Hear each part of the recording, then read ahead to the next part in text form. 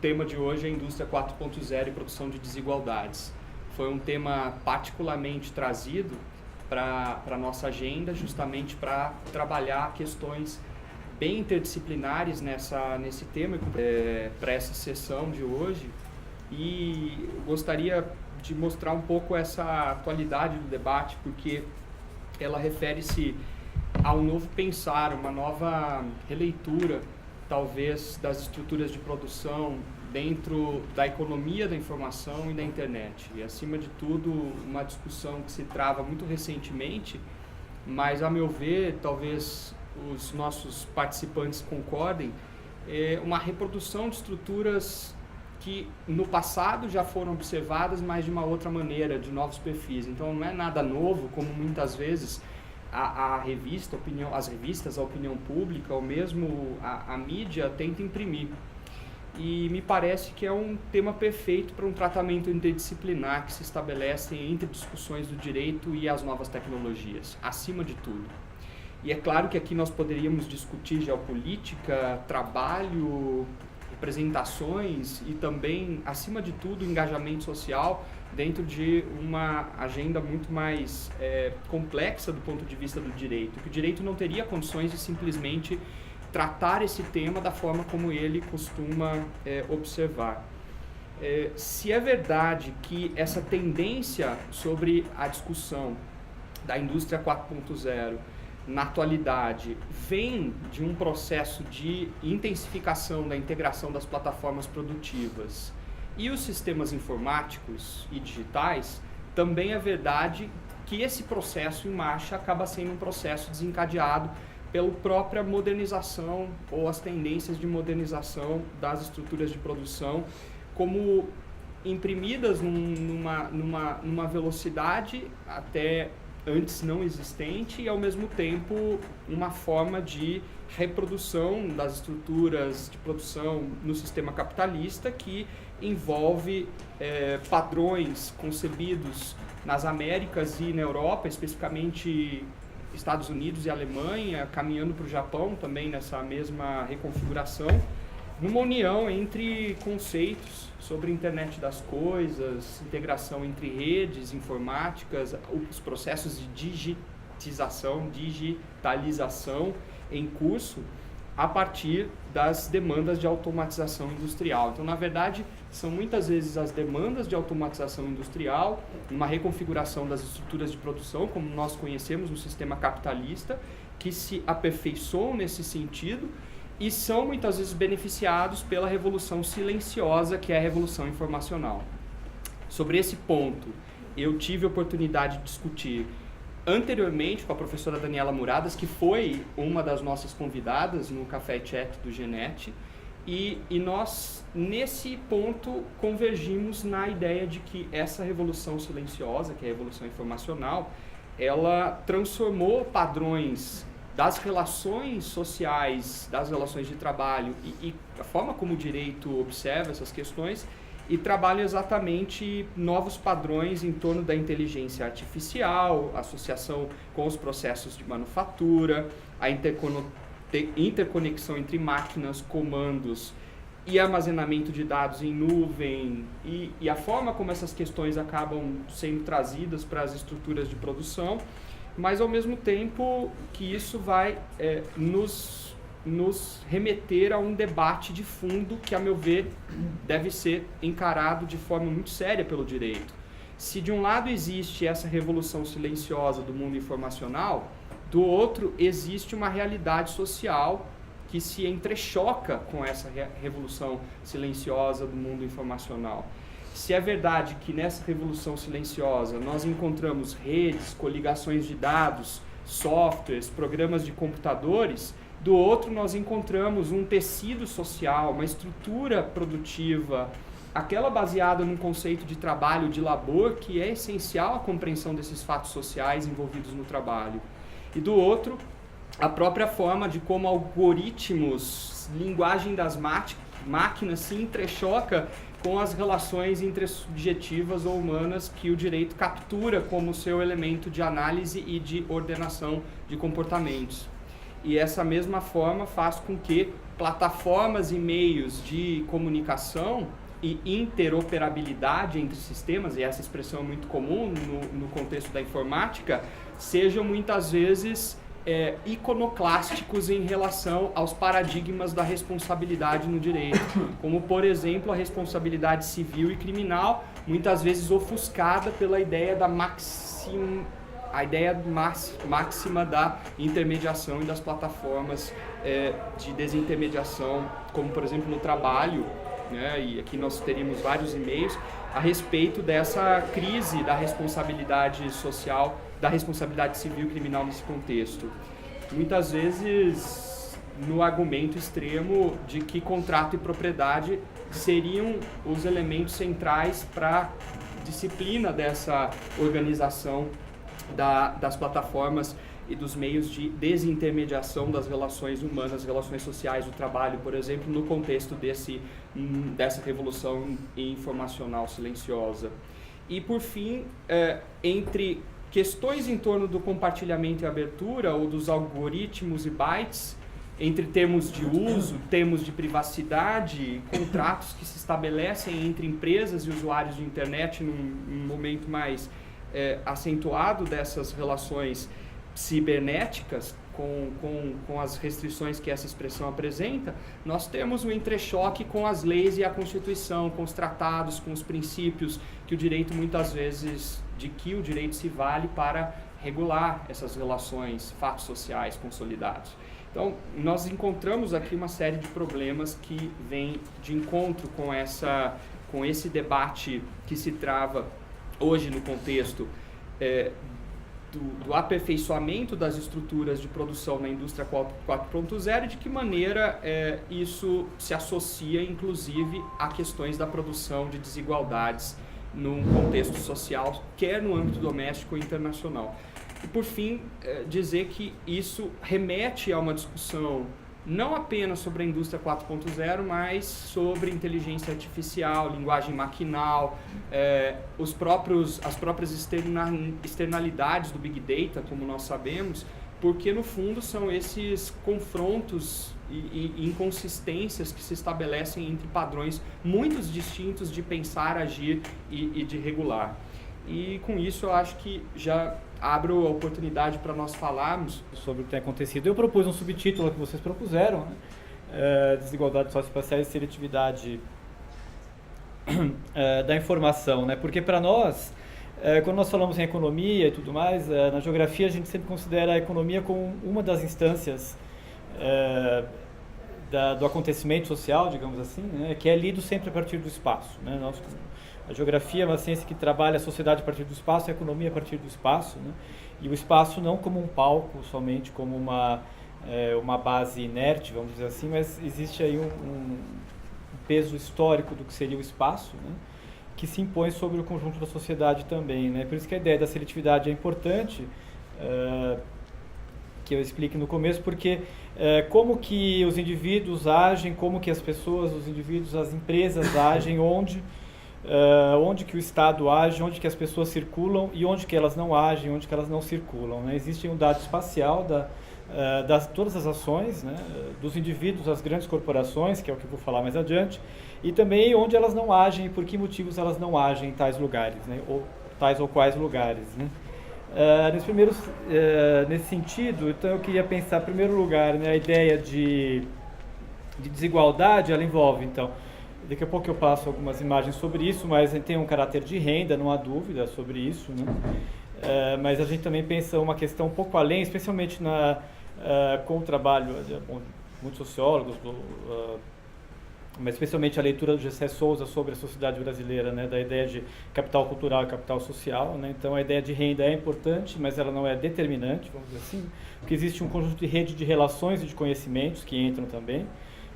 Outra questão fundamental para entender os países pobres, os países de inserção tardia no processo do capitalismo, né, como o Brasil, é a questão da modernização muito rápida, né? O Brasil era um país agrícola nos anos 40, nos anos 80 é uma economia industrial, a quinta maior economia industrial do mundo, né? Isso traz implicações muito rápidas para um processo de urbanização de toda a sociedade, né? Deixamos de ser camponeses para sermos urbanos.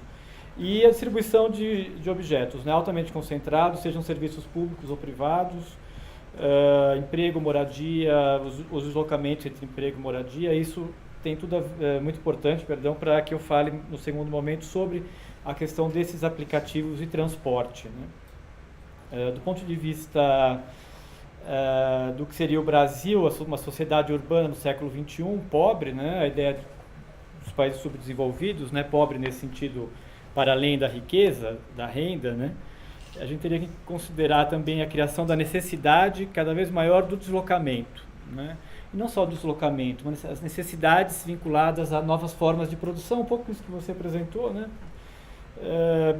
que mesmo as sociedades mais pobres, os lugares mais pobres, passam a ter uma necessidade de consumo muito sofisticada. Então a gente teria que pensar em duas teorias econômicas muito importantes, me parece, que são surgem de concepções teórico-filosóficas distintas, mas para a leitura do Brasil atual elas teriam que ser consideradas. Uma que é a teoria do valor trabalho, que é essa, né? O valor se gera a partir do trabalho. Isso é fundamental para entender, por exemplo, uma empresa como a Uber, que não é uma indústria no sentido tradicional, mas que o seu lucro provém do trabalho. Então ela não é uma indústria no sentido de que ela não produz nada a não ser informação. E aí tem todo um debate se a mercadoria pode ser expandida para a informação ou não, se a informação é uma mercadoria, né? Mas de toda maneira tem aí uma extração do trabalho que produz mais valor. E a outra teoria dos marginalistas, né, é aquela margem na sociedade até onde as pessoas estão dispostas a pagar para a satisfação de uma necessidade nova, né? Bom, a gente teria o caso desses aplicativos, né, aparentemente muito baratos, mas aí cada vez mais entrando nas camadas mais populares e elevando as despesas, me parece, das pessoas, né?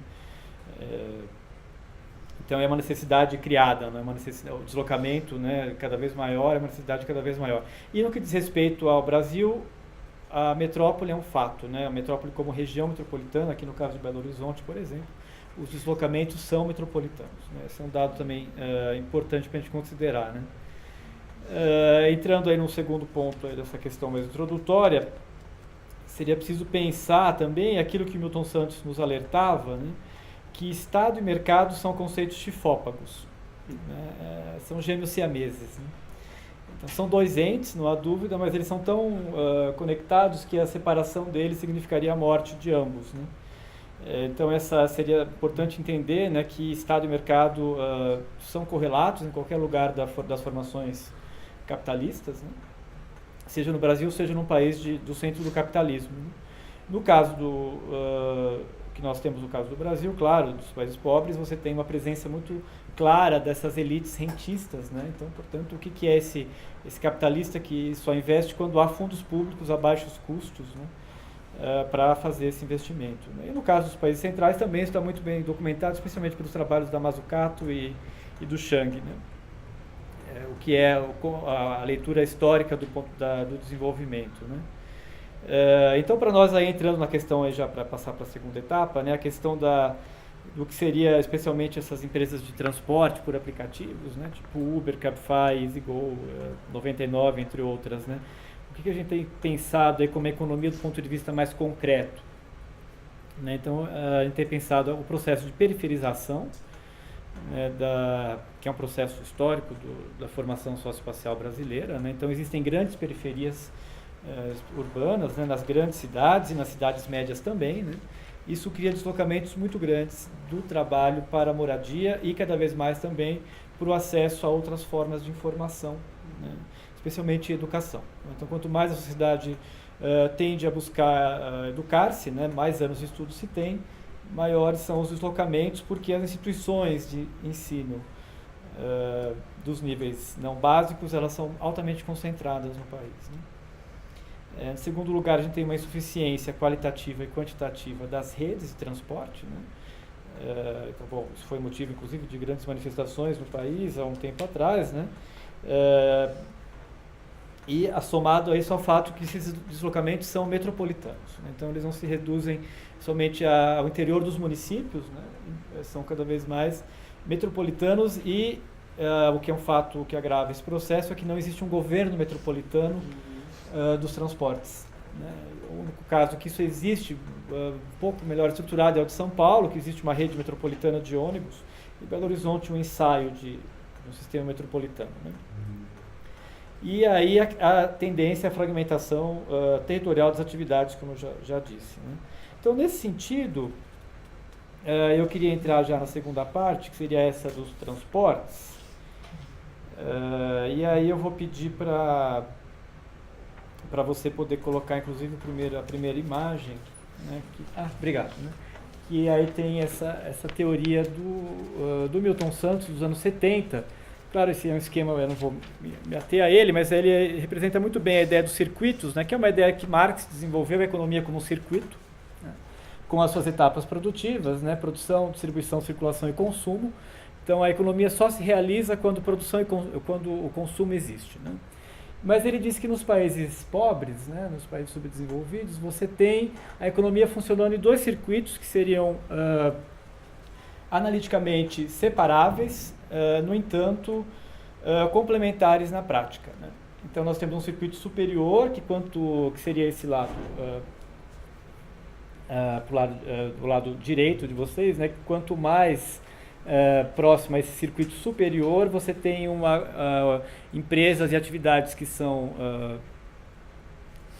nacionais ou globais hoje em dia, né? Então são essas grandes empresas. E quanto mais na base do sistema econômico territorializado, nós teríamos atividades altamente locais ou localizadas ou regionais, né? E isso, claro, é pensado para cada setor, né? E aí, claro, também nós temos atividades e agentes econômicos, como a distribuição, como o sistema financeiro, que faz a conexão entre aquilo que é superior e aquilo que é inferior. Então isso é uma ideia geral, né? Não se trata necessariamente, eu não vou fazer uma aplicação dessa teoria para pensar a questão dos transportes, mas de toda maneira a gente tem que pensar que no setor de transportes nós temos atividades altamente sofisticadas, né? Que tem uma alta capitalização, formas de organização altamente burocráticas, né? Tecnologias altamente avançadas e um controle de informações como fatores produtivos, né? Isso diferencia, dentro do setor de transporte, uma empresa como o Uber de um serviço de mototáxi, por exemplo, onde você tem uma baixa capitalização, uma forma de organização que é simples, tecnologias simples ou rudimentares e uma informação que não é estratégica, mas é banal, né? Aquela informação que é altamente local, né? Se a gente puder passar o próximo, só para ter uma ideia, né? Quando nós pensamos a questão também da teoria dos dois circuitos, nós temos que pensar também a questão da classe social, né?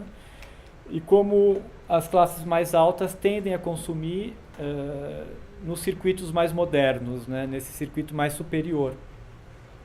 E as classes mais populares tendem a consumir cada vez mais nos circuitos mais locais, ou mais regionais, ou mais simples, né? Essa teoria dialoga muito não só com Marx, é importante salientar isso, mas também com o Brodel, quando ele discute a economia, o que veio a ser o capitalismo na Europa, né, lá do século XVI, XVII e XVIII. Ele diz que existe uma grande economia popular que ele chamava da economia material, né, e um topo da economia, um topo de um andar superior, ele dizia que era as bolsas e as feiras, né, e como isso vai se tornando hegemônico ao longo do tempo. Outra referência para pensar isso também é o Christaller, né, com a economia dos lugares centrais, onde distinguia as zonas polarizadoras, que seriam lugares das economias superiores, e as grandes periferias, que você tem formas mais inferiores, né, de economia, que, portanto, não é um dualismo e nem um valor moral, é apenas uma distinção analítica, né. Bom, a questão da renda pode ser muito bem traduzida por esse mapa de renda por município de 2010, são os últimos dados do censo, né, dados mais gerais, que permite entender claramente como há uma concentração de renda sudeste, no eixo sudeste e centro-oeste, né? E, portanto, quando a gente fala em economia do Brasil, a gente tem que ter uma dimensão muito clara que a gente não pode comparar aquilo que seriam os municípios mais pobres com uma camada de municípios aí no Brasil que são poucas dezenas, né? Na verdade, a gente poderia dizer que você tem aí 12 principais municípios no Brasil que controlam o funcionamento da economia mais sofisticada e os outros 5.500 que se inserem de forma muito mais vinculada à economia popular. Quanto tempo eu tenho, por favor? Só para... 5, tá ótimo. E aí o próximo, então, por favor. Uma outra exemplificação dessa ideia da economia é o trabalho da Gibson Graham, são duas geógrafas australianas que assinam com esse heterônimo, né, Gibson Graham, e elas pensam o sistema econômico, né, numa pesquisa sobre vários países africanos, como um iceberg, né, a economia de mercado é o topo do iceberg, é o trabalho, de fato, como relação capitalista, né, enquanto a maior parte das relações de trabalho estariam fora do mercado, né? Então tudo aquilo que é vizinhança, empréstimo, ajuda, solidariedade, o que a gente chamaria de trabalho informal e tudo mais, é a base do funcionamento da economia, né? E se conecta evidentemente com o sistema, o topo, né? Basta ver que o camelô da esquina aceita cartão de débito ou crédito, né? Então você tem uma conexão cada vez mais frequente com o sistema bancário, que é, não há a menor dúvida, o sistema mais sofisticado do que exista no capitalismo contemporâneo, né? Mas, de toda maneira, existe uma subsistência cotidiana que não é baseada nessa interação, né? E aí, se você puder passar o próximo, por favor. Bom, não está muito boa a qualidade dessa imagem, mas isso aí para entrar na segunda parte mais empírica, né? Esse é um mapa, a qualidade não é muito boa também porque, evidentemente, que essas empresas não fornecem os dados para a gente trabalhar. Isso é um print de uma tela, né? Mas isso é o mapa de demanda de viagens da Uber em Belo Horizonte. Esse mapa é especificamente de outubro de 2016. De toda maneira, vocês conseguem ver a área mais concentrada com alguns tons de vermelho, que é aqui onde nós estamos, o centro-sul de Belo Horizonte, né? Que é a área que concentra, né? Aquilo que eu tenho chamado como metáfora, evidentemente, a Belo Horizonte intramuros, né? Em referência àquilo que eram as cidades, né, originais, né, que aqui se enquadra muito bem como uma metáfora, né, porque intramuros, porque aqui nós temos a concentração dos trabalhos, dos empregos, perdão, né, dos serviços públicos e a concentração de renda também, que é o próximo mapa, aliás, se você puder, por gentileza, mostrar, né, aqui nós temos os dados do IBGE 2010 também, as áreas mais brancas são as áreas mais ricas do município, né, e as áreas com o tom mais forte de escuro são as áreas mais pobres, né?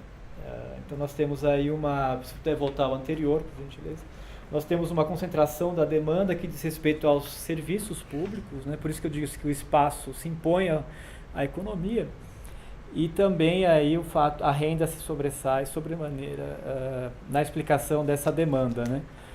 E aí, claro, tem outros pontos isolados, não vai ser possível ver por aí, mas, por exemplo, algumas áreas de alta centralidade, como shopping centers, aeroporto entraria aí, né? Não tinha o serviço aeroporto ainda, mas nós temos isso também. E se puder passar mais um, por gentileza. E esse é a grade, né, que corresponde, então, a uma relação espaço-tempo da atividade econômica dessas empresas, né? Então, mas nós temos aí, né, toda a transferência que a empresa faz, né? No caso da Uber aí, de forma muito prática, né, que o motorista se torna um empreendedor, afinal de contas, né, e a transferência que a rentabilidade dele depende da sua capacidade racional de escolha no serviço, na situação econômica, né. Então ele tem acesso ao mapa e ao horário de concentração de demanda, e cabe a ele, portanto, se deslocar a esses lugares, nesses horários, para poder ganhar mais, né, digamos assim. Esse é o discurso da empresa, né. Agora, o que acontece, por outro lado, em relação aos transportes no Brasil, né? Os transportes públicos são concessões municipais, né,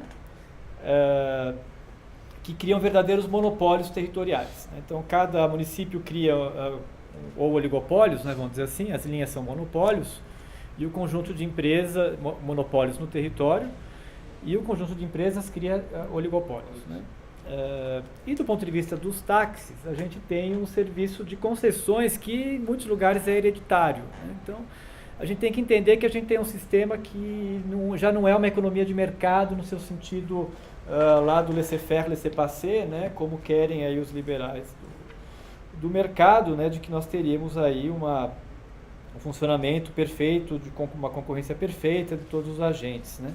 Então, quando chegam essas empresas, nós já temos um funcionamento altamente regulado pelos entes federados, né? Especialmente a questão do município, desde 88, que é responsável pelas questões de planejamento, né, do território, incluindo transportes.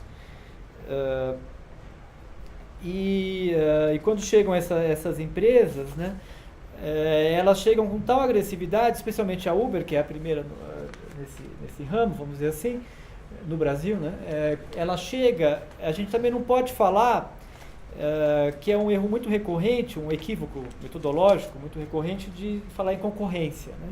Porque de fato não há concorrência, né? Não há concorrência porque não podemos comparar uma empresa global que está lá no topo do circuito superior desse setor econômico. A gente não pode comparar uma empresa que vale 60 bilhões de dólares com uma cooperativa de táxis de Belo Horizonte ou de Campinas e nem com a prefeitura de São Paulo, que é o município mais rico do Brasil, né? Não há concorrência, não há capacidade de diálogo, né, vamos dizer assim, porque essa empresa se impõe de forma a aniquilar o sistema de funcionamento atual da economia, que é esse justamente das concessões e do sistema de táxis, né? Então, portanto, a gente tem aí um funcionamento clássico, né, dos agentes monopolistas ou oligopolistas da economia que tendem com a sua chegada em novos mercados, a praticar políticas de preço e de quebra da concorrência muito ferozes, né? E nesse sentido que a teoria dos dois circuitos se torna muito importante para a gente, né? Então, a capitalização dessas empresas, 60 bilhões de dólares, a tecnologia que só elas dominam, né?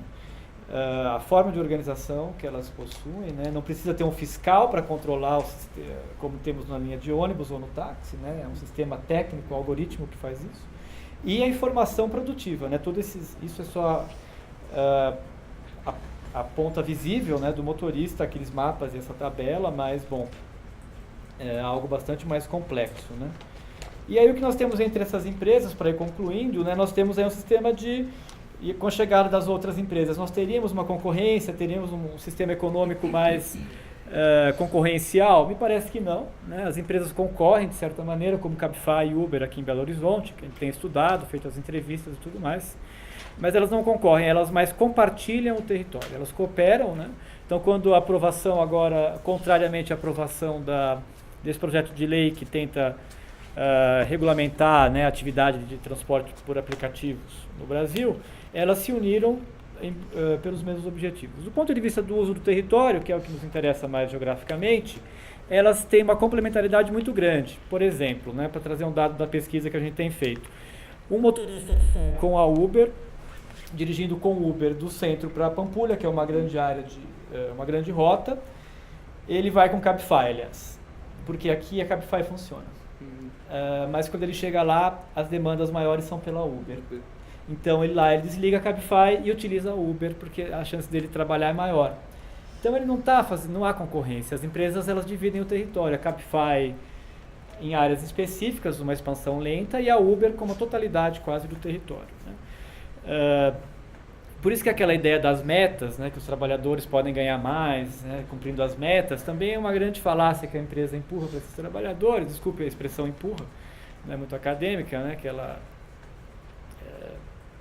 diz, né, a propaganda de que cumpra a sua meta e ganhe um bônus de R$500 na semana. É impossível porque, como o motorista tem que usar mais de um aplicativo, torna-se quase impossível que ele cumpra a meta numa única empresa, porque ele está dividindo o tempo dele. E aí os motoristas têm trabalhado 14 horas ou mais por dia, né? Outra questão importante para entender a questão da racionalidade, como o valor do trabalho é apropriado por essas empresas, é o que ocorre nos aeroportos em geral, especialmente o aeroporto de Belo Horizonte e São Paulo, né? Eles ficam em filas de 300 carros, são 5, 6 horas de espera, né? E tamanha é a perversidade dessa empresa, a perversidade não no sentido moral, mas no sentido que ela não olha nada além do objetivo dela, né?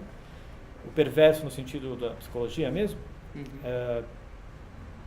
O trabalhador faz a conta de que é mais barato ele não trabalhar e esperar 5 horas para ter uma corrida que ele acredita que vai ser uma boa corrida, do que ficar fazendo pequenas corridas, né? Então fica uma fila de 300 carros esperando que ocorra algo, né? Bom, e aí, do ponto de vista também, para terminar, né, uma outra questão que envolve a questão como a Uber e essas empresas entram, né, atravessando o sistema dos entes federados no Brasil. Então a regulamentação é dos municípios, as liminares são estaduais e existe uma lei federal sendo discutida. A empresa atravessa isso com base na sua tecnologia, né? um caso concreto que a gente tem observado que ocorre muito frequentemente. Por exemplo, um motorista que desiste de esperar a fila no aeroporto, ele volta para Belo Horizonte por conta própria. No meio do caminho, ele liga o aplicativo e ele é chamado em Santa Luzia. Então ele entra em Santa Luzia, mas originalmente ele é de Belo Horizonte, estava no aeroporto. Ele começa a rodar no município e fica o dia inteiro trabalhando lá até o momento que ele volta para Belo Horizonte.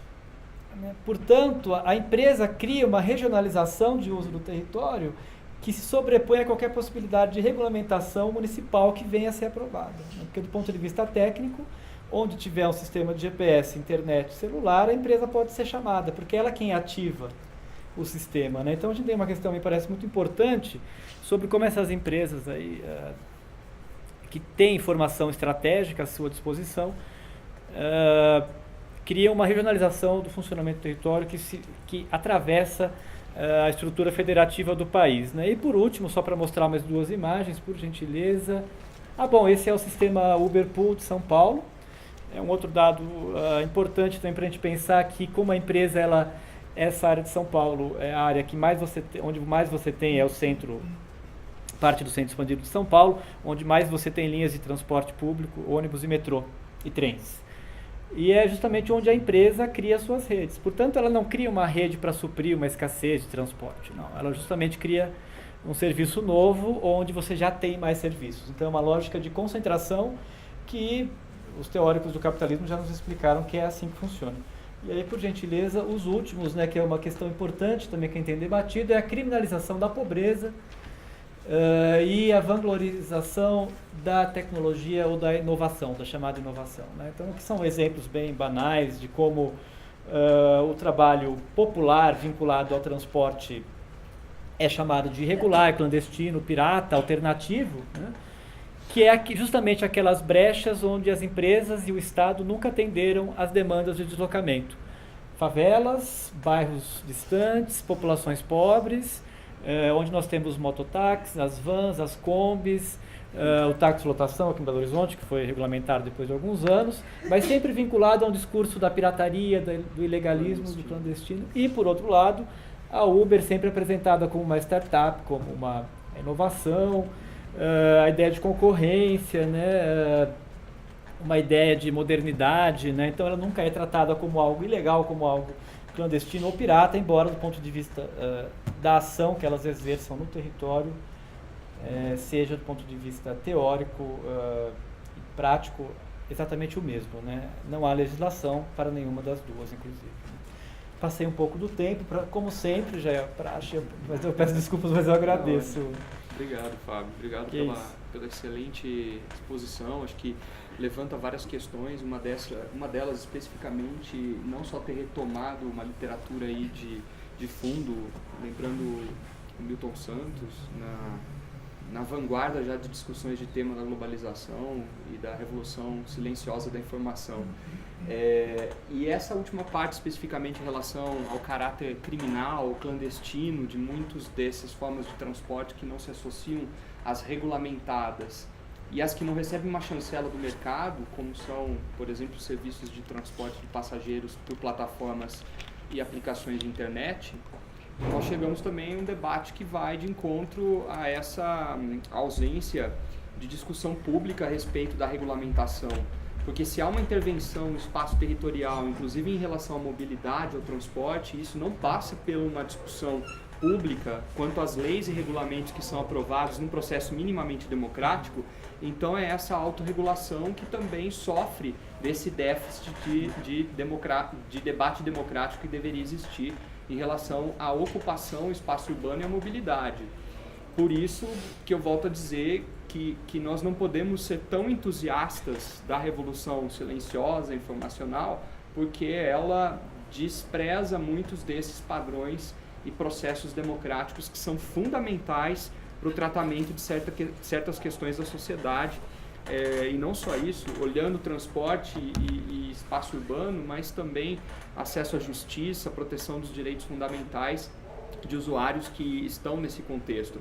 Então, me parece que esse exemplo dado pelo Fábio em relação a associação criminosa, clandestina, de muitas das formas como nas periferias, nas regiões mais desfavorecidas, o transporte, a ocupação do espaço urbano se dá, existe exatamente uma crítica aí que deve ser levada em consideração pela academia, pelos especialistas em políticas públicas, pela sociedade civil e pelas políticas legislativas em torno de um debate mais sério e menos panfletário ou simplesmente enviesado do ponto de vista da literatura empresarial, corporativa ou de inovação. Não é porque são startups que tem a chancela social democrática nesse contexto. Bom, passando então o professor Pedro Nicoli para a sua intervenção, convidar o professor Pedro, convidar também, pode ficar, se quiser ficarmos aqui. Eu vou virar um pouco aqui. Sim, convidando o Alberto Francis também para compor. Professor Pedro Nicoli, agradeço mais uma vez, é professor adjunto da Faculdade de Direito da Universidade Federal de Minas Gerais, meu colega, membro do corpo permanente de professores do programa de pós-graduação em Direito, é doutor, mestre e bacharel em Direito pela UFMG, concluiu pós-doutorado junto ao programa de pós-graduação em Direito da UFMG e esteve em temporada de pesquisas junto ao Collège de France como parte de um programa de doutorado sanduíche, ainda em relação ao programa de pós-graduação. O professor Pedro e eu somos membros do projeto de pesquisa Estado e Mundialização nas Fronteiras do Trabalho e Tecnologia, que realmente é um excelente laboratório de investigação para questões que nós estamos discutindo aqui, nessa interface entre o direito do trabalho e o direito das novas tecnologias e olhando o espaço muito mais ampliado, que é examinar essas questões desde uma perspectiva das relações de globalização e como elas afetam, esse ponto. A nossa escolha por mundialização vem muito mais em apreço às tradições francesas, porque sem dúvida elas foram centrais em compreender o processo de globalização de uma forma muito mais ampla e muito mais crítica em relação a esses processos desencadeados. Nada melhor como contrapor a França ao modelo que se estabeleceu na indústria 4.0, que é praticamente uma forma de ver a estrutura de produção associada à automação e à internet das coisas pelas lentes alemãs e depois reconfiguradas dentro do modelo norte-americano ou estadunidense nesse contexto. E penso que essa literatura crítica do direito social, como o professor Pedro propugna, do direito do trabalho, seja fundamental para entender do ponto de vista interdisciplinar como esse tema pode ser tratado, né? Olhando um pouco da sociologia do trabalho, essas questões. Então, Pedro, a palavra é com você. Obrigado, Fabrício. Queria agradecer ao Iris e ao Genete, até mais do que especificamente endereçar meu agradecimento ao Fabrício. Ao Fabrício eu agradeço a todo tempo, né? A nossa interlocução é permanente, mas acho que é preciso reconhecer o trabalho que o Fabrício coordena, evidentemente, mas dessa equipe que está estabelecida numa série de iniciativas, Lucas, Pedro, Luísa, com quem eu tenho uma interlocução mais direta, né? Essa série de iniciativas do Genete e do Iris constitui um espaço muito interessante e importante de diálogo para nós. E hoje, até esse momento específico, né, ouvindo a fala do Fábio, foi mais um momento como esse, assim, da gente perceber a possibilidade de um campo compartilhado de reflexões e avançar um pouco nesse diálogo, Fabrício, o que torna esse momento para nós aqui muito importante. Assim, foi muito bom ouvi-lo, Fábio, queria cumprimentá-lo pela fala e acho... Talvez não tão especificamente na minha intervenção hoje, queria mudá-la toda depois de tê-la ouvido, mas para de alguma maneira trazer algumas outras perspectivas de um diálogo, uma interlocução conjunta. A gente pode fazer isso na complementação dos debates, mas de perceber que existem convergências às vezes um pouco inusitadas nessa universidade que nos colocam num campo reflexivo comum, né? E às vezes inesperado. Então, parabéns à turma toda que viabiliza esses momentos como esse e agradecer mais uma vez pelo convite, né? Me deixa sempre muito feliz estar aqui com vocês. Também cumprimentar o Alberto, vai ser certamente um prazer ouvi-lo. E eu vou pretender fazer uma fala curta, mas igual o Fábio, às vezes eu tendo a me exceder um pouquinho, então vocês me controlem aí no tempo. Uma fala curta e talvez um pouco mais genérica, uma fala que vai falar, ou digamos uma intervenção que vai se reportar ao universo da economia e da indústria 4.0 de uma forma um tanto quanto imediata. de alguma maneira eu vou recuperar o pano de fundo, os dados macro da relação de emprego ou das relações de trabalho de maneira geral, que vão tornar, na minha visão, esse novo mundo da tecnologia um admirável mundo velho, né? Num trocadilho aqui bastante infame com a obra do Huxley, lá do início do século passado, da década de 30, o Admirável Mundo Novo, e os sentidos das distopias que ele previa e as nossas distopias do presente, né? Como as relações de trabalho vivem um momento profundamente distópico, mas que não são muito marcados por novidades absolutas, a despeito delas aparecerem sob novas naturezas. Então, o meu recorte aqui para de alguma forma, essa nossa conversa é um recorte que vai tratar de tecnologia, pobreza e trabalho na economia 4.0, falando muito mais das permanências, continuidades, do que rupturas absolutas que o modelo das relações produtivas apresenta no presente. Eu vou dividir minha fala mais ou menos em 3 momentos.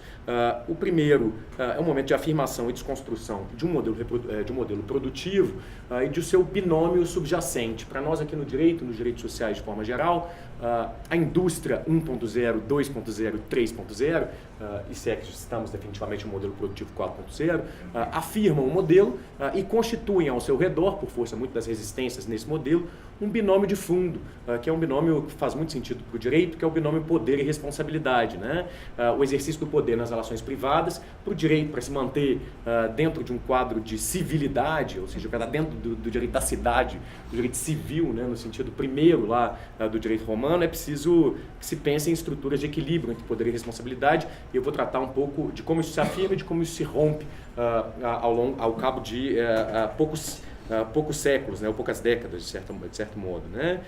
No segundo momento, vou falar um pouco dos paradoxos do nosso tempo, de uma mentira repetida 1000 vezes, né, para usar uma expressão também tanto quanto infeliz aí do nazismo, né, de como a propaganda eventualmente vai encobrir práticas profundamente miseráveis no mundo do trabalho, e num terceiro momento, de alguma forma, revisitar aquilo que para mim numa frase de um sociólogo francês, vamos da França de novo, né, que é o Philippe Dirbarne. Ele tem um livro que chama Vocês Serão Todos Mestres, a ilusão do tempo presente, né, de como a ideia de uma autonomia radical sobre si constitui a matéria que segura um pouco esse estado de coisas nas relações de trabalho contemporâneas. E com base nisso tudo, e de maneira um pouco imediata, por isso que talvez eu mudaria tudo, mas eu vou falar um pouco da economia e da indústria 4.0. Mas para falar dela, Luiz, se você puder virar, por favor, o slide, é preciso falar um pouquinho da economia 1.0 e 2.0, eventualmente, né? Da primeira e segunda revolução industrial. E eu tenho uma imagem que eu gosto muito em relação à qual que eu uso muito para me reportar esse momento fundador, que é uma imagem um pouco atípica, e aqui não há nenhuma pretensão de originalidade, porque quem utiliza essa imagem para descrever as relações capitalistas de produção na primeira Revolução Industrial não fui eu, é um teórico da literatura e das artes norte-americano, Jonathan Crary, tem um livro famoso, ou famosinho, de certa forma, foi publicado pela finada e saudosa Kozak Naif, que chama O Capitalismo Tardio e os Fins do Sono, falando um pouco da última fronteira do capitalismo, que é o sono. E ele vai usar essa imagem, que é uma imagem de um pintor romântico, do romantismo inglês do século XVIII, que é o Arkwright Scott on Mills by Night, que é um moinho de algodão numa cena noturna, dizendo que, na visão dele, essa é a imagem que representa o nascimento do industrialismo moderno, da indústria 1.0. E é uma imagem meio estranha, né? Quando você olha ela, parece aqueles quadros que você vê muito no interior de Minas, né? Com as avós, os avós pintam esse quadrinho, assim, é uma estradinha com uma casinha. E ele deriva uma série de sentidos dessa imagem, que para mim dizem muito respeito às continuidades, talvez mais do que às rupturas, né? Porque quando você vê lá a linha de produção, processos mecânicos, talvez você não perceba que existe nesse momento uma afirmação importantíssima. Ele vai dizer lá no Capitalismo Tardio: a iluminação artificial das fábricas anuncia a instauração racionalizada de uma relação abstrata entre o tempo e o trabalho, separada das temporalidades cíclicas dos movimentos do Sol e da Lua. Há um domínio e uma concentração muito específicas e um domínio permanente dos modos de produção que vão ser simbolizados por essa possibilidade de romper com as estruturas de temporalidades, né? O capitalismo vai estabelecer dentro de um modelo radicalmente novo de produção um controle bastante unificado, né? Óbvio que isso no decorrer da evolução industrial, vocês devem se lembrar bem, né, de uma reflexão que acho que todo mundo faz em algum momento da vida.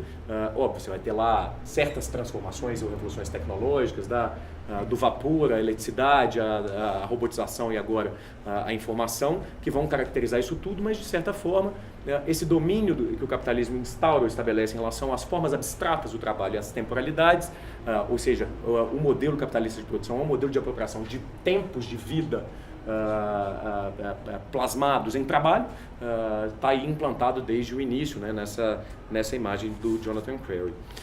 E o capitalismo 4.0, ou talvez o 3.0, o 4.0, não sei em que imagem colocar ainda, talvez eu devesse fazer uma performance, uma instalação, mas o 3.0 está aí demonstrado, se puder virar, Luísa, numa imagem que eu tenho certeza que o Fábio, que foi lá esse fim de semana, vai se lembrar muito bem, né?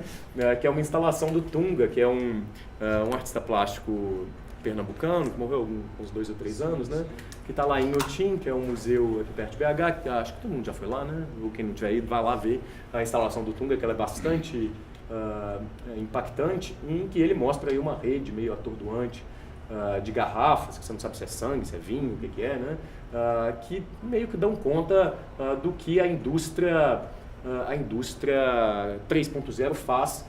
Estou falando da 3.0 ainda, né? Faz com a ideia daquele que explora a força de trabalho como elemento básico da geração de riqueza, desde a afirmação mais comezinha aí da economia liberal, né? O Adam Smith é o primeiro um dos primeiros a reconhecer que a riqueza só é gerada pelo trabalho humano, né?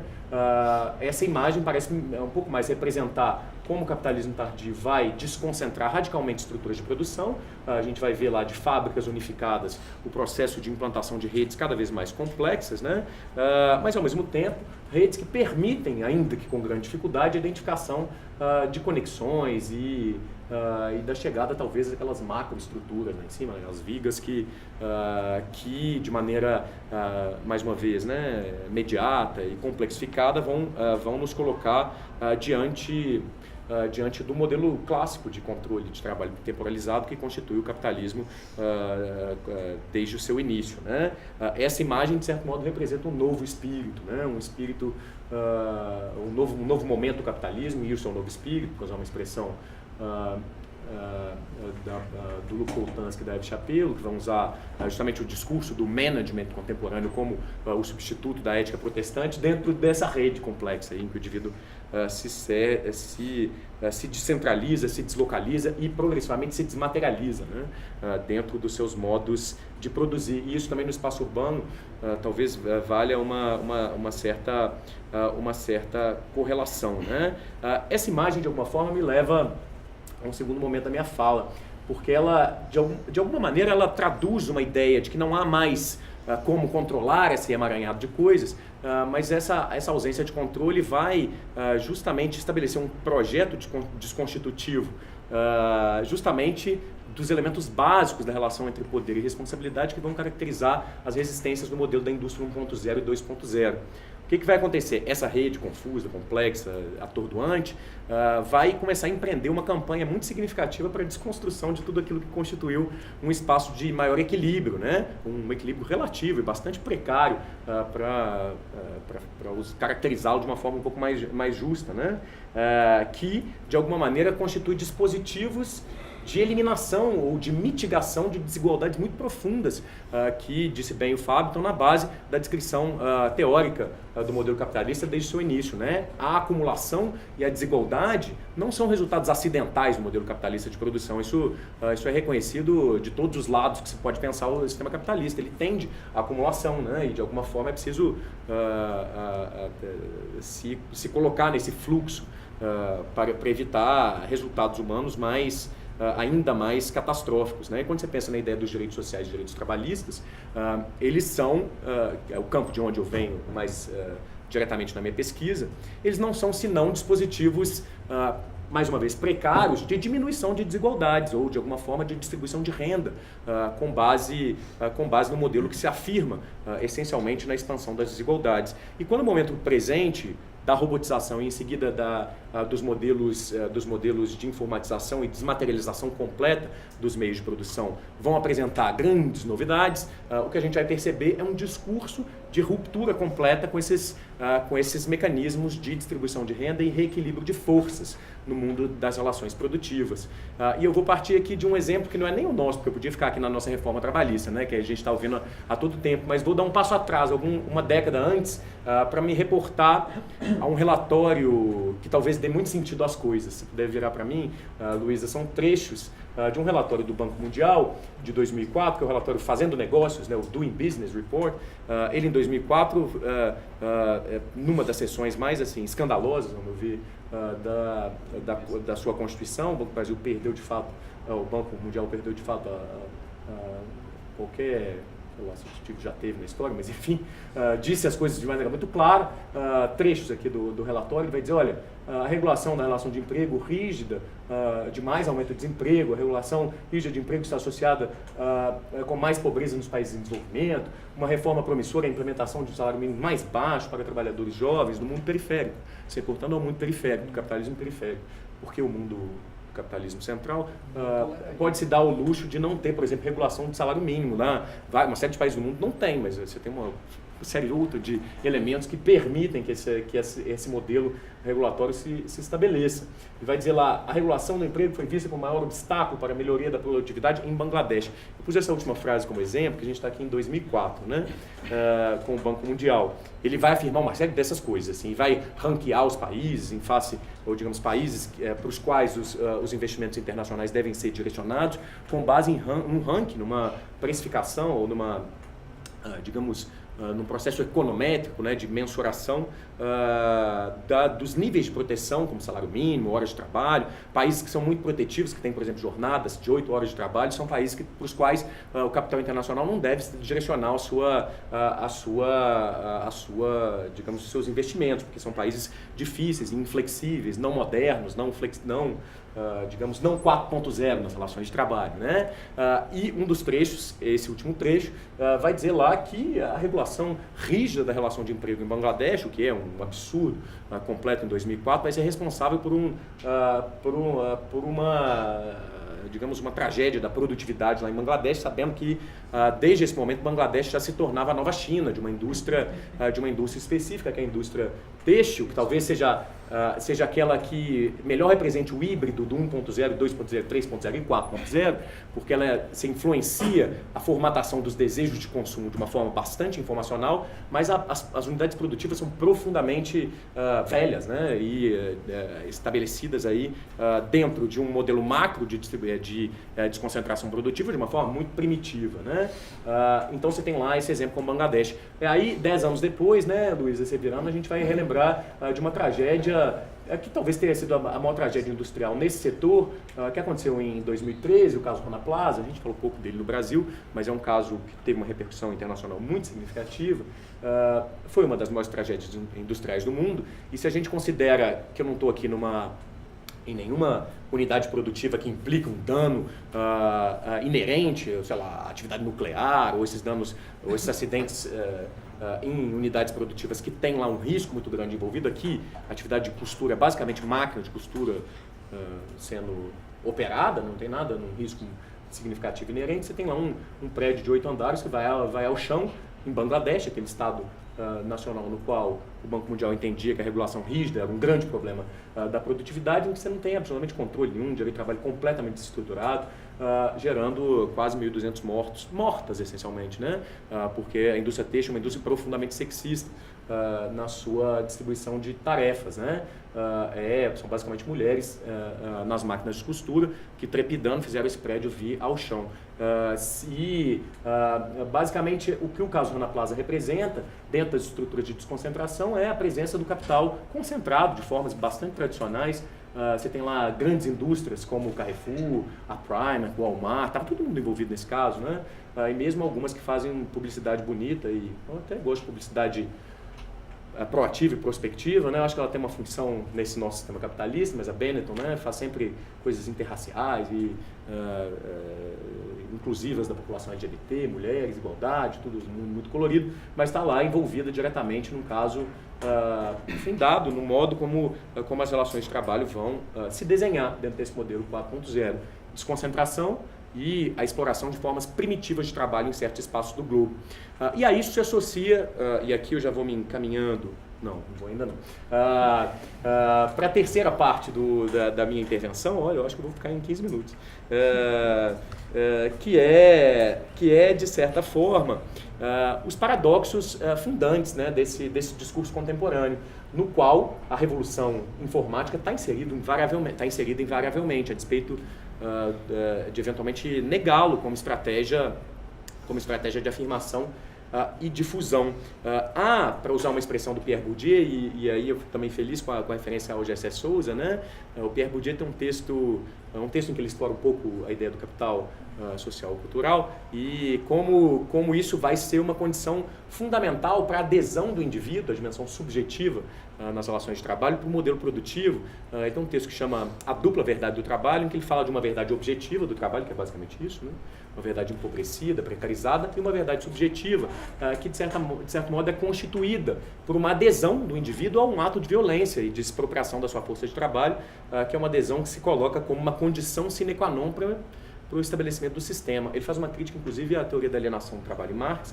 Vai dizer, olha, Marx não entendeu muito bem que a alienação não se dá automaticamente no modelo produtivo ou com base única e exclusivamente na força. É preciso convencer essas pessoas que, com base em uma série de elementos, que elas precisam aderir a esse sistema e que essa é uma condição para a implantação dele, né? E aí a gente tem, no último momento da minha fala, aqui como uma composição de um pano de fundo desse paradoxo, os dados gerais do mundo do trabalho que vão desautorizar completamente, e aqui eu sempre me espanto cada vez que eu vejo esses dados, vão contrastar radicalmente com a ideia do empreendedorismo radical, de tudo que está associado à economia 4.0 no discurso, nas narrativas. Entendam bem, né? Isso tudo pode representar várias coisas nas relações de trabalho. Eu sei que há uma série de espaços de inovação efetivos e com usos prospectivos distintos, mas tem uma verdade muito inconveniente afirmada no mapa geral das relações de trabalho, dado aqui pelas informações da Organização Internacional do Trabalho de 2013, a desautorizar completamente a ideia de um empreendedorismo, de um autoempreendedorismo como instância ou estratégia de desenvolvimento e inserção social.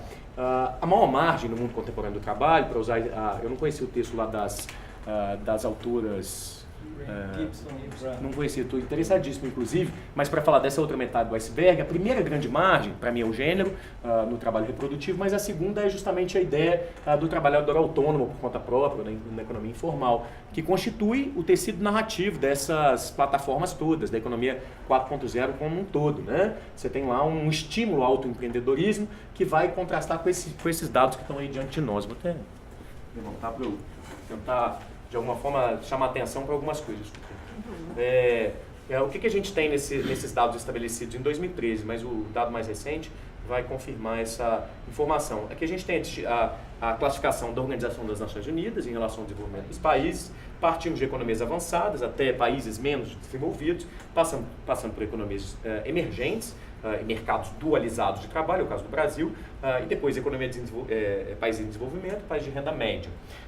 Nas economias avançadas, a gente tem uma alta concentração de trabalhadores assalariados, tradicionais, carteira assinada, contratos formais de trabalho, reconhecimento de posições de subordinação ou dependência como formas de inserção social. Você vai para a França, para a Itália, e mesmo para os Estados Unidos, que tem um modelo regulatório distinto, mas você tem um assalariamento protegido de alguma forma, mesmo que sob um modelo distinto. Em seguida, um número razoável de empregadores, que são as pessoas que, entre aspas, trabalham como empregadores, né, dependendo do seu conceito de trabalho, e depois os trabalhadores por conta própria, que no caso das economias avançadas tem uma proporção bastante residual, que normalmente vai corresponder a modalidades de atividade profissional que são as chamadas profissões liberais, né? São advogados, arquitetos, dentistas, médicos, que vão trabalhar por conta própria, efetivamente, como trabalhadores autônomos e não se submeterem a uma disciplina de relações subordinadas de trabalho. Em seguida, o trabalho familiar ou contributivo, que é aquele executado gratuitamente no lar em empreendimentos familiares. Não inclui ali o trabalho reprodutivo de forma geral, uma outra discussão. Mas, enfim, tá ali um desenho claro, né? Que é a forma básica de inserção social, o fato social total nas relações sociais nos países avançados do capitalismo central é a inserção por meio do emprego regulado.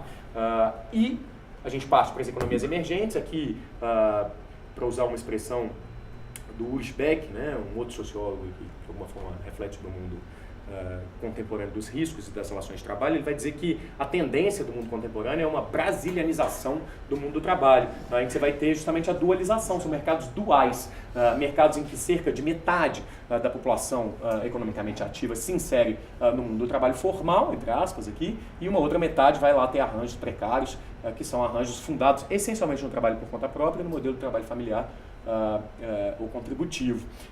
Aí a gente vai perceber uma tendência, né? O emprego vai caindo, até que nos países menos desenvolvidos você tem lá 18% e 53% de trabalho por conta própria. E quanto mais, ou seja, geopoliticamente, numa perspectiva muito ampla, quanto mais você vai para um espaço nacional, que é um espaço empobrecido, mais autoempreendedores supostamente você tem ali, de autoempreendedores extremamente precários e, para nós hoje, autoempreendedores nas plataformas ou modalidades de trabalho mediadas pelos formatos desmaterializados das plataformas de transporte, mas cada vez mais se encaminhando para um grau de generalidade, né, progressivo. TaskRabbit, ou plataformas que vão lá assumir um modelo de mediação totalizado, né? Luiz, se você puder só virar mais um, que aí eu completo um raciocínio, que é um raciocínio que se completa também nos espaços nacionais. Essa é uma tabela que diz respeito aos países em desenvolvimento. Primeiro, então, a gente tem uma primeira conclusão, que quanto mais pobre é o país, mais trabalhadores por conta própria se tem, entre aspas, autoempreendedores, e dentro dos países mais pobres, aí pegando os países em desenvolvimento, quanto mais pobre você é, mais chance você tem de ser trabalhador por conta própria. A gente tem lá a faixa de baixo, é o trabalhador assalariado, e essa faixa maior é o trabalhador por conta própria, aqui empregadores e aqui trabalhadores familiares. Quando a gente é extremamente pobre, num país pobre, mais chance você tem de trabalhar como um trabalhador por conta própria, vendedor de sinal, economia informal e eventualmente motorista de Uber. Quando você é moderadamente pobre, o número de emprego formal vai subindo até uma classe média desenvolvida que ganha mais de $13 por dia por pessoa, que vai se inserir classicamente, perto dos 70%, 80%, no modelo do trabalho da economia formal, né, nas relações de emprego no seu sentido formal. Ou seja, de duas formas a gente pode constatar que a ideia do autoempreendedorismo é uma ideia que mascara ou conta uma mentira 1000 vezes para fazer parecê-la verdadeira, né? Ou seja, tanto do ponto de vista da distribuição espacial no globo, quanto dos próprios países menos desenvolvidos, você tem uma tendência clara que é, se eu estou num país pobre, eu tenho mais trabalhadores por conta própria, e dentro desses países pobres, quanto mais pobre eu sou, mais chance eu tenho de trabalhar por conta própria. Um último dado, que é um dado que eu acho que toda intervenção, se me chamarem para falar de, sei lá do que exatamente, eu vou passar uma receita de bolo, eu vou dar esse dado aí contemporâneo, que é um dado da miséria absoluta do mundo contemporâneo do trabalho, em que ou que cerca da metade dos trabalhadores do mundo vivem com cerca de $2 por dia, né? Isso quer dizer 1 bilhão e 700 milhões de pessoas, isso é o dado básico da economia. Que estabelece um horizonte no qual as pessoas vivem com $60 por mês, isso significa, sei lá, menos de R$300 por mês por unidade familiar, uma pessoa que trabalha, né? Então, essa indústria ou economia 4.0 tem isso tudo como pressuposto. Ela não se constitui num espaço distinto disso, a despeito dela eventualmente poder se pintar de outras cores, né? Mas o que, digamos, me leva a retomar isso tudo, aqui Fabrício, Alberto e Fábio, né? Não é nem uma crítica em si aos modelos da economia 4.0, né? Mas uma tentativa de alguma forma balizar um pouco a discussão dentro de um panorama geral e compreendendo que, digamos, a linguagem, os modos de constituir narrativamente esse novo momento do capitalismo contemporâneo vão se colocar num discurso de autonomia radical sobre si que contrasta muito fortemente com o real do trabalho, né, com os elementos concretos das relações trabalhistas. Isso vai se passar com o Uber. A pesquisa do professor Fábio também me parece se encaminhar nessa mesma direção, mas digamos, a conta feita pelo algoritmo para fazer valer a pena plataformas de exploração de trabalho mediado por aplicativos é uma conta de aumento das desigualdades, de aprofundamento ou diminuição das margens de lucro para esses trabalhadores e um controle bastante rigoroso dessas possibilidades junto com a força de uma constituição narrativa para o nosso tempo, que contrasta então com a concretude dos dados. E eu optei por esse recorte mais amplo, estou até justificando isso até o final, porque é o meu segundo Café e Chat, né?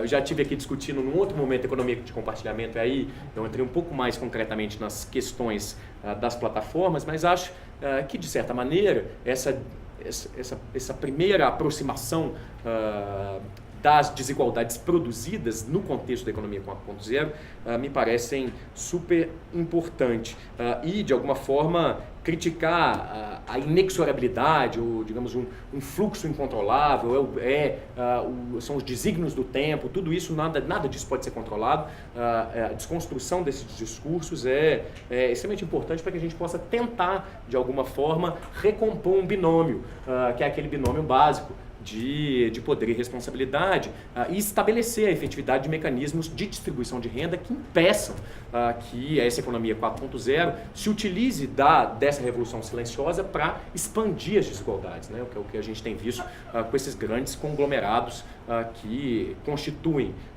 um modelo de acumulação bastante evidente com base em inovação que poderia eventualmente ter outros usos. E para justamente falar um pouco dessa recomposição do binômio, eu lhes submeto aqui, compartilho com vocês uma última imagem, que é uma imagem de uma artista plástica sul-africana que produz um trabalho muito bonito sobre pós-colonialismo e de alguma forma racismo no contexto sul-africano. É uma artista plástica de nome Mary Siband, e ela aí na foto, ela tem uma personagem que é a Sophie, que é uma empregada doméstica negra na África do Sul. Normalmente ela está vestida e caracterizada com essas vestes típicas, né, dos uniformes de empregadas domésticas em famílias mais abastadas, mas ela está em posições muito épicas normalmente. A roupa é um pouco maior do que normalmente né, tem uma coisa meio pomposa, ela está regendo uma orquestra, está montada num cavalo em posição empinada, né, uma posição de guerra, ela está, digamos, ocupa posições meio atípicas. E nesse caso ela tece a roupa do super-homem, né? Aí a obra chama Eles não fazem mais como antigamente, né? Mas é uma imagem que para mim pode representar uma série de coisas, é um trabalho bastante inquietante da Mary Siband, mas para mim representa digamos, as continuidades do capitalismo contemporâneo. Você tem um espaço que se apresenta como um espaço hipermoderno, um espaço de superpoderes, mas que de certa maneira ainda é tecido, ainda que de forma indireta, pelas mãos de trabalhadores e trabalhadores cada vez mais empobrecidos e ainda marcados pelo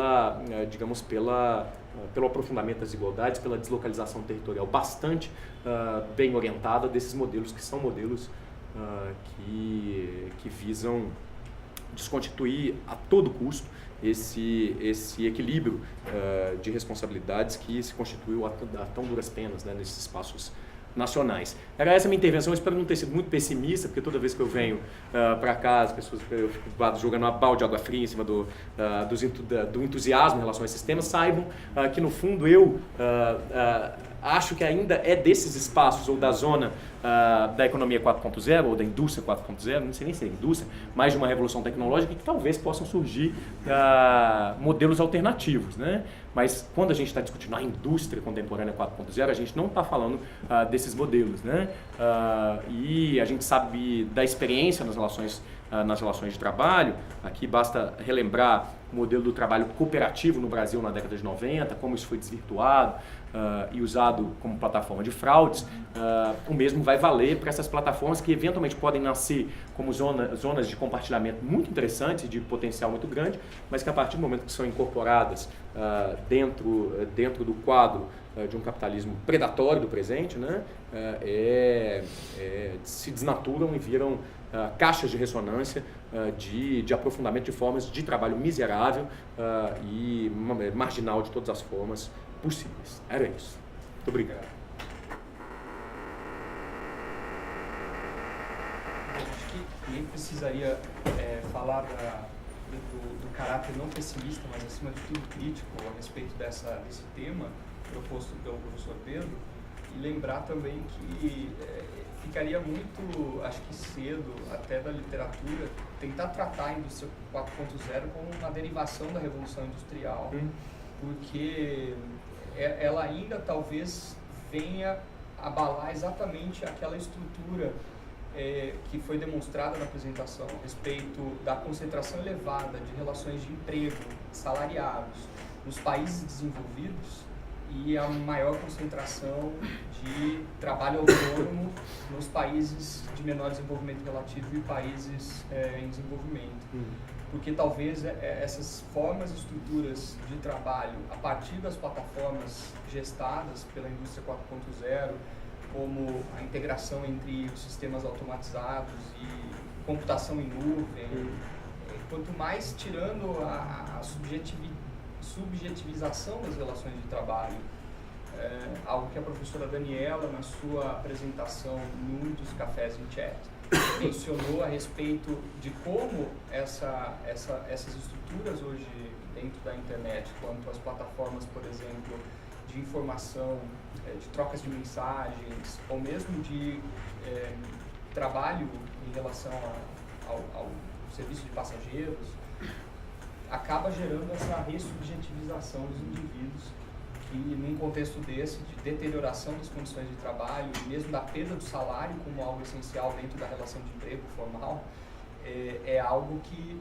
talvez venha inclusive afetar essa estrutura dos primeiros países que tem essa consideração.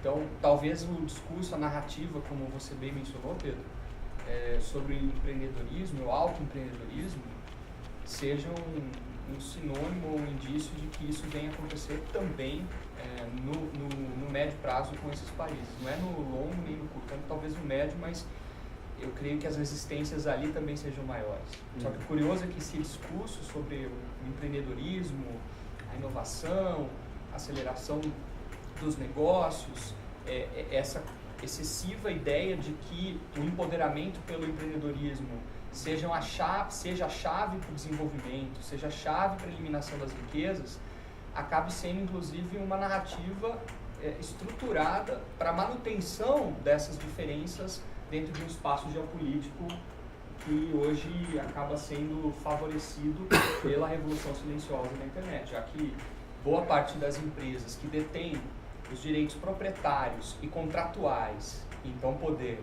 sobre essas estruturas da informação e dos sistemas informáticos, são empresas que estão sediadas nesses países. Então é natural que haja uma construção de imaginário, uma narrativa próprias dentro dessa estrutura da revolução silenciosa da internet, do Big Data, da economia criativa ou da informação, de que seja necessário que os países em desenvolvimento, menor desenvolvimento relativo, encontrem canais alternativos para a produção dentro dessa estrutura. Palavras como sinergia, eficiência, produtividade são palavras-chave dentro desse discurso, a partir do que é gerado pela economia da informação. Então, eu penso exatamente isso. Se a Revolução Industrial tem a ver com essa integração entre sistemas ciberfísicos, se tem a ver com a internet das coisas, se tem a ver com compartilhamento de dados e armazenamento em nuvem, e toda essa integração, sistemas cibernéticos, computação em nuvem, internet das coisas, seja a integração necessária para transformar o mundo do trabalho e as relações produtivas, então nós temos que começar a pensar com muita seriedade. E eu acho que tem a ver exatamente com o que foi trabalhado nessa apresentação, assim, de modo muito preciso e sempre muito crítico, como você costuma analisar. Bom, então vamos ao Alberto Francis agora para sua exposição, sua intervenção aqui no nosso Café Chat, agradecendo mais uma vez, Alberto, pela participação, pela disponibilidade. O Alberto faz parte da CEL Cidadela, um projeto que tem o objetivo de conectar pessoas à cidade para promover melhorias nas esferas de segurança, transporte, esporte, cultura e lazer nas regiões de Belo Horizonte. Eu acho que o tema de hoje tem muito a ver também com o trabalho da CEL. Primeiro, agradecer a presença de todos e o convite do nosso amigo. Na verdade, o meu projeto, há 2 anos, a gente está desenvolvendo esse projeto. As pessoas hoje já estão começando a entender um pouco do que a gente anda fazendo. Eu sou o CEO do projeto. Ano passado eu tive em 10 países, 120 cidades, onde nada do que a gente está trazendo é novidade. Tudo que a gente hoje está buscando é conectar as coisas boas que já existem em outros lugares para a nossa cidade. Então, há 2 anos a gente começou a desenvolver esse projeto. O que é o Cidadela? O Cidadela, nós estamos criando várias plataformas de publicidade, onde tudo que a gente gera em valores, metade volta em benfeitorias para a cidade. De que forma? Hoje a gente está criando plataformas como um aplicativo de celular, que dentro de muito pouco tempo, creio que em menos de um mês vocês já vão estar podendo baixar. Esse aplicativo ele trabalha como Uber, com geolocalização, só que ele não tem uma área específica, ele não tem um ramo específico. Vamos supor, nós estamos aqui, você precisa de um representante Avon. Você vai colocar e ele vai buscar os mais próximos de você, como um açougue, como uma loja de joia, de roupa e N outros. Só que, na verdade, todos esses aplicativos, hoje, eles cobram em porcentagem em vendas daquilo que o produto é fornecido. Igual a Uber tira uma porcentagem de, eu acho que 20%, 25% por corrida. E o nosso é muito diferente porque nós vamos cobrar uma mensalidade num contrato anual, num valor que foi muito bem estudado por vários professores até da UFMG, no valor de R$100 por mês. Para qualquer pessoa estar podendo ser publicada ali, estar se expondo dentro daquele aplicativo.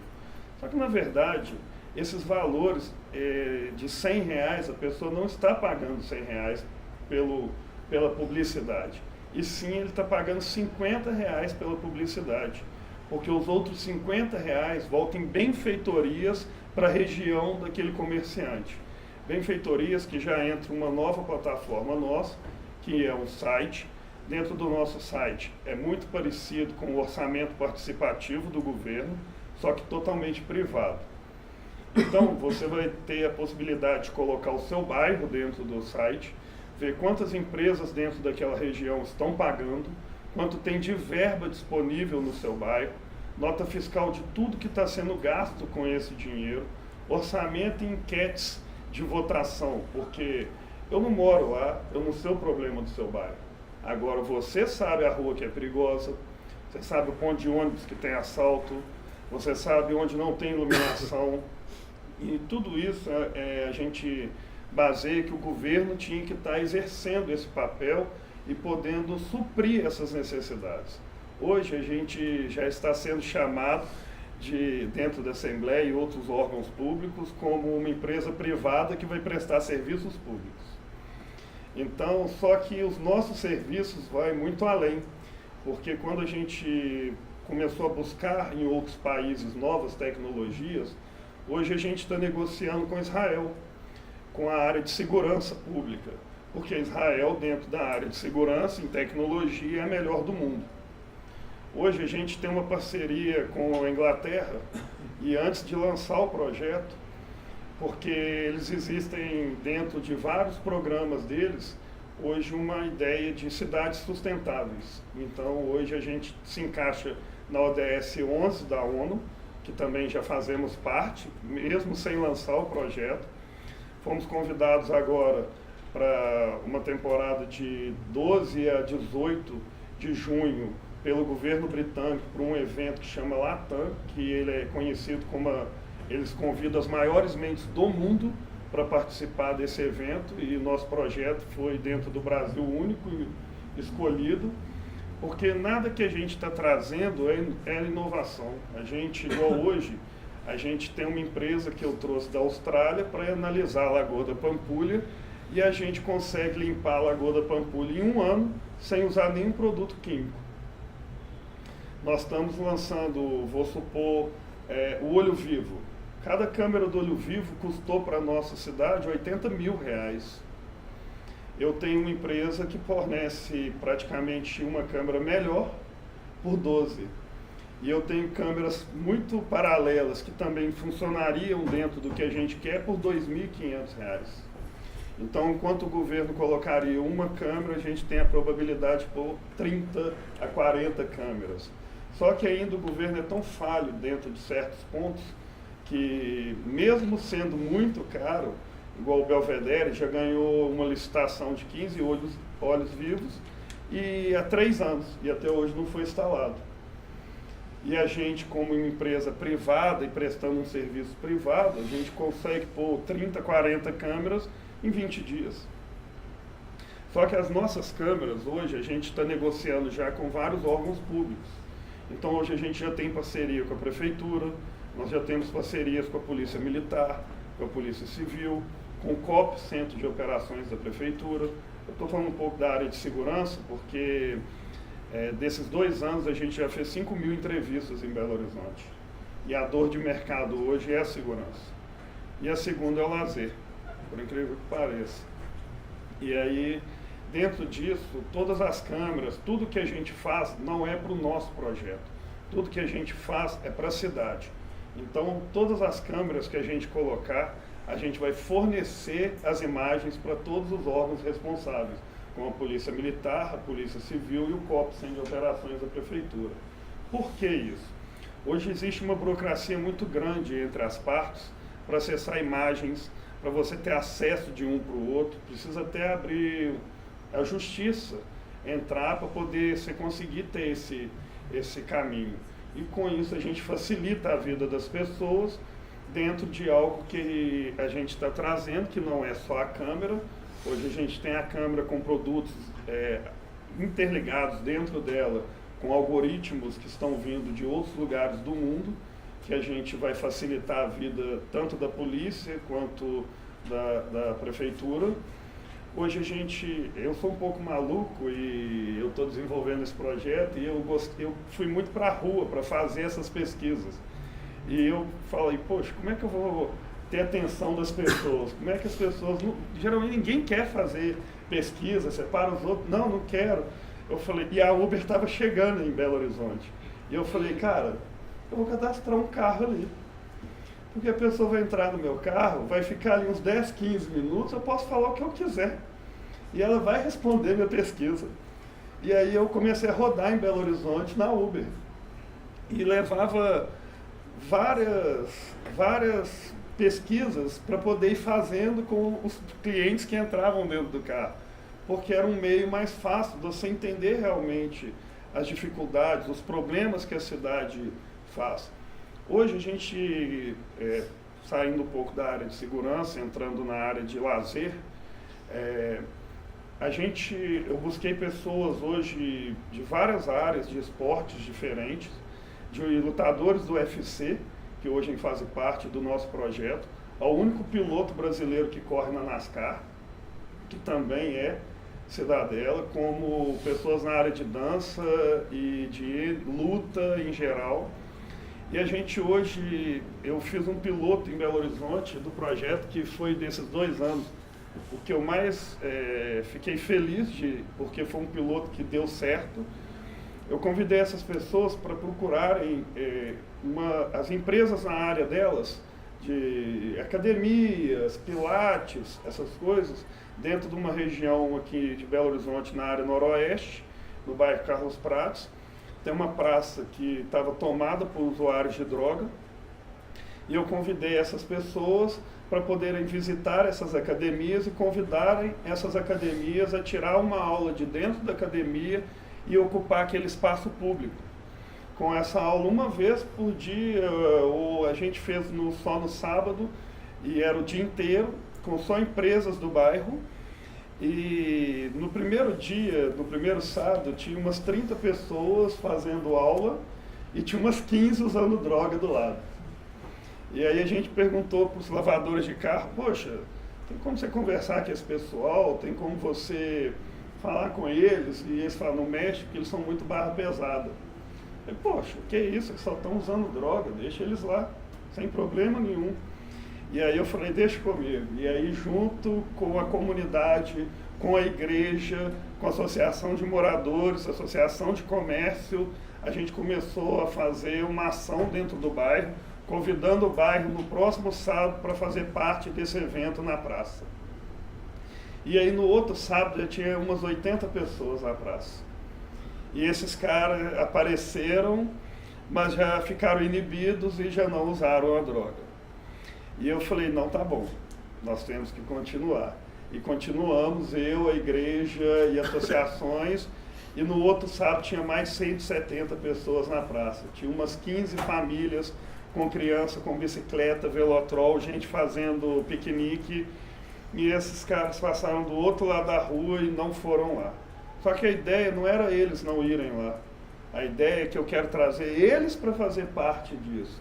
De que forma? O esporte hoje é o meio mais eficaz de retirar as pessoas do crime, da marginalidade. Hoje você vê vários projetos desenvolvidos na cidade que promovem esse tipo de ação, igual dentro deles a gente faz parte, igual Artes das Gerais, que é capoeira, que existe há 20 e tantos anos, que hoje é mundial, e todos os professores deles são ex-traficantes, ex-trombadinhas, ex-ladrões. E hoje eles estão no mundo inteiro dando aula. Hoje você tem várias áreas dessa que a gente entende como uma coisa muito boa, que só depende da gente para poder modificar o nosso bairro. Isso que eu citei da igreja foi muito interessante, porque no outro dia eu passei na porta da igreja e tinha uma faixa enorme pedindo à comunidade para conhecer o nosso projeto e não deixar a gente sair de lá. Um amigo me liga e fala, poxa, você está pegando pesado mesmo, você está mexendo até com o padre. Eu falei, como assim? Ele falou, estava na missa e o padre citou o seu projeto 5 vezes na missa, pedindo todos a conhecer e não deixar vocês irem embora daqui. E ele tem um coreto aqui no nosso bairro que tem 20 anos que está desativado. E ele entende que hoje ele deve ativar o coreto, porque realmente só depende da comunidade querer ocupar aquele espaço. E ele ativou o coreto. E é muito bacana, porque hoje a praça já está dando uma continuidade, mesmo a gente ter parado o piloto, porque era só um piloto, e a gente vai voltar dentro de muito pouco tempo para fazer essas ações. Tudo que a gente gira hoje dentro do nosso projeto é voltado para a cidade. Tudo que a gente está pensando é em melhorias. Hoje a gente tem grandes eventos na cidade, como Festeja, Festival Sertanejo e N outros. Eu mexi muitos anos aqui em Belo Horizonte com eventos. E muitas dessas pessoas hoje, como Nenete, que a maioria de vocês deve ter ouvido falar, Central dos Eventos, que é do Felipe X e do Júlio Ramos, são parceiros meus de muitos anos. E a gente está começando a criar um novo meio de ações dentro dessas festas. O Cidadela agora vai entrar dentro desses eventos com a área social. Por quê? Vamos supor, um Festeja vai ser um ingresso e 1 quilo de alimento. E o quilo de alimento é repassado para a gente e a gente repassa para as instituições que hoje realmente a gente acha que tem aquilo que precisa, porque tem muita gente hoje, como eu sou daqui, muito picareta mesmo em todas as áreas. Só que a gente vai fazer isso de acordo com as necessidades do ano.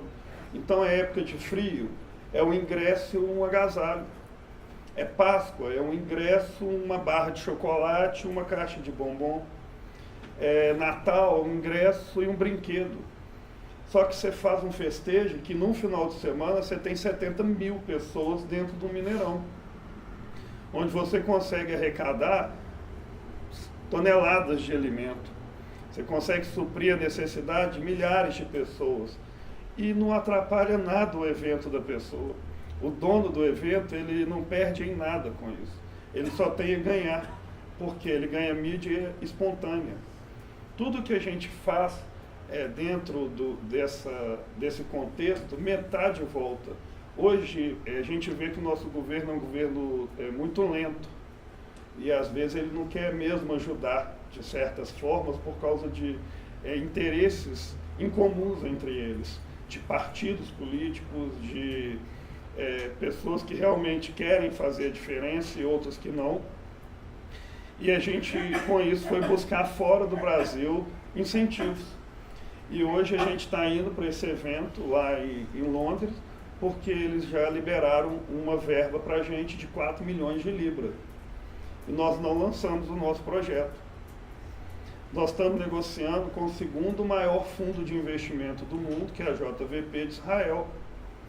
Porque eles têm o interesse em trazer isso, em buscar em novos países qualidade de vida para as pessoas. O nosso lema no projeto é esse, qualidade de vida. Tudo que a gente quer, para mim, para vocês, é isso. E o nosso slogan, quando você entra, até a gente lançou um site assim, só para as pessoas, porque a gente começou a ter muitos seguidores no Instagram. Hoje a gente tem 21 mil seguidores no Instagram sem lançar o projeto. E aí quando muita gente estava perguntando, poxa, o que vocês fazem? Porque via gente com lutador, com piloto, com prefeito, com secretário, com deputado e na lojinha do bairro. Eu falei, poxa, o pessoal estava com o Márcio Lacerda de manhã e agora estou postando uma foto num lava-jato dos amigos, que é uma porta, uma garagem. E a gente coloca que não interessa quem quer participar, interessa quem quer fazer a diferença na sua região. Porque o valor que a gente cobra é muito abaixo do que tudo que hoje existe em publicidade hoje. Só para vocês terem uma noção, hoje a gente tem um parceiro que dentro de muito poucos dias vocês vão ter internet gratuita em todas as vias públicas da cidade. Só que a nossa internet é uma arma de publicidade. De que forma? É igual uma lan house. Só que em vez da pessoa pagar a hora da nossa internet, a hora da nossa internet é você compartilhar na sua rede social aquilo que a gente achar que é interessante. Então hoje o governo já tem campanhas destinadas para a gente poder divulgar, porque cada máquina nossa é regionalizada. E essa máquina a gente tem um certo determinado lugar que tem um foco de dengue muito grande. Então a gente vai usar essa ferramenta para todas as pessoas daquele lugar ter uma conscientização muito grande dentro dessa área que precisa melhorar. O poder de segurança, a gente hoje tem o poder de segurança que vai usar com conscientização dentro dessas áreas. O nosso programa é mais ou menos isso, vocês dentro de muito pouco tempo já vão estar conhecendo e procurem a gente lá, olhem nossos projetos dentro do site, chama Cidadela BH. E o nosso lema é qualidade de vida para as pessoas e o nosso slogan é juntos somos mais fortes. É isso, pessoal. Gente, o Fabrício teve que dar uma saída, ele vai fazer a abertura de uma banca de um congresso lá no auditório principal. A gente abre agora para as perguntas.